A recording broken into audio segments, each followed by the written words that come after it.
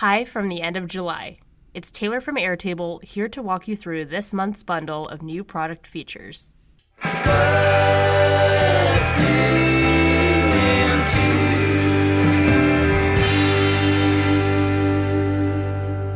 First up are some new navigation updates to your base UI. Get easier access to the tools you need, like interfaces, plus more context to the automation experience so you can build faster. Are your team's workflows getting more complex? We recently launched a batch of updates to help creators and admins alike scale in Airtable. Along with increased record limits for enterprise accounts, creators will also be able to make quick changes with the new Field Manager, which lets you make bulk updates to your fields.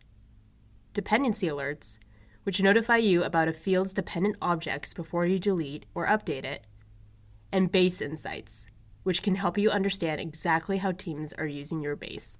And admins can easily manage a growing list of users with the ability to import SCIM metadata right in your admin panel, allowing you to see which part of the org each user belongs to.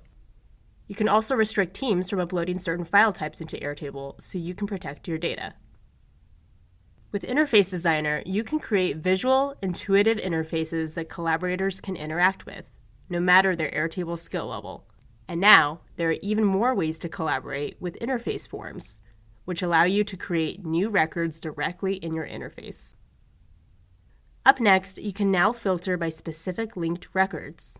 Linking records is essential to creating relationships between your data, and this update lets you set up more customizable views and interfaces. You've got mail! And with this last update, you can make your mail's contents more organized than ever. Email digests are a popular way to update collaborators about records with one simple automation. You can now group your records within email digests, so you can format your data the way you want. And that's what's new in July. Don't forget to hit that like button, and we'll see you next month.